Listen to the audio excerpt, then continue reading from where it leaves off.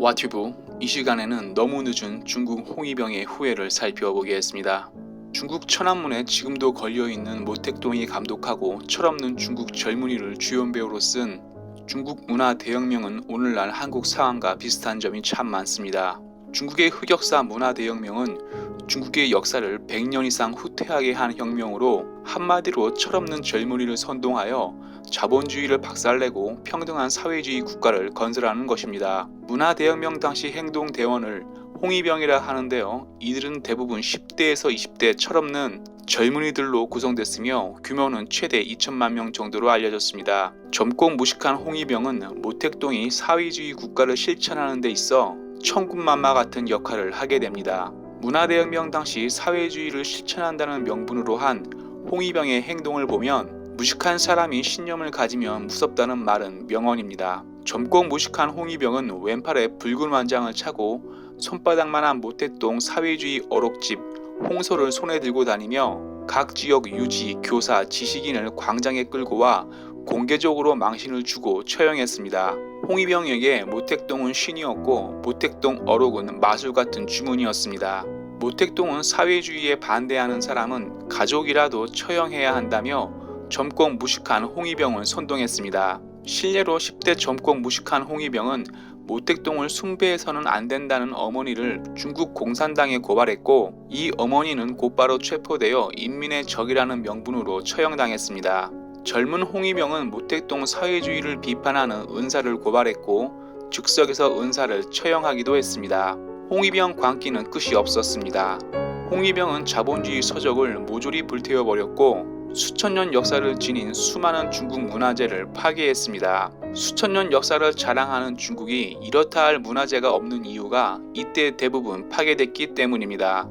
홍위병은 종교인, 교사, 지식인에게 자아 비판을 강요했고 모택동 사회주의 어록 홍소를 낭독하게 했습니다. 문화대혁명은 지저분하고 완전히 공개되어 있는 중국 화장실 시초가 됐습니다. 문화대혁명은 서로가 서로를 감시하게 했는데요. 은밀한 화장실까지 감시하기 위해 화장실 칸막이를 없앴습니다. 이렇게 무식하고 광기 어린 행동을 했던 홍위병은 농촌을 지켜야 한다는 모택동 말 한마디에 농촌으로 흩어지게 됐습니다.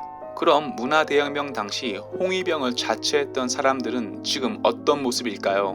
문화대혁명 때인 1966년 천안문 막내에 올라 신처럼 떠받들던 모택동 왼팔에 붉은 완장을 채워 홍위병 상징이 됐던 송빙빈은 2014년 1월 12일 중국 북정사범대 회의실에서 참회의 눈물을 흘렸습니다.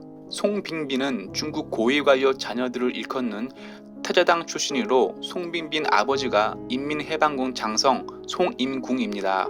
문화대혁명 당시 홍위병 때 이름 송요무를 지우고 송빙빈으로 40년 넘게 숨어 지내온 그녀는 48년 전 철없고 무식했던 광기 어린 행동에 잘못을 빌었습니다. 송빙빈은 1966년 8월 5일 홍위병의 광기로 당시 부교장 변중운을 구타하게 하여 숨지게 한 것을 평생 후회했다며 8.5 사건은 반드시 반성해야 한다고 밝혔습니다. 문화대혁명과 홍위병은 중국에서 금기시하는 역사입니다. 즉 아직까지 문화대혁명 때 홍위병이 저지른 범죄에 대하여 스스로 도덕적 정화를 하지 못했습니다.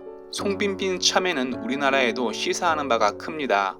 현재 한국인은 정치인을 선택할 때 정책이나 결과보다는 중국 흑역사 문화대혁명 당시 홍위병처럼 맹목적으로 정치인을 따르는 사람이 늘고 있습니다. 이는 중국 홍위병처럼 생각 없이 행동하는 것이고 젊은 홍위병 송빈빈처럼 광기 어린 행동을 하게 됩니다. 사회주의 정치인은 모택동처럼 정책과 결과보다는 거짓 선동으로 국민을 홍위병처럼 분노하게 하여 정권을 잡으려 한다는 것을 자유 없이 못 사는 한국인은 절대 잊지 말아야겠습니다. 와튜브 마치겠습니다. 유익했다면 구독, 좋아요, 알람 설정 부탁합니다.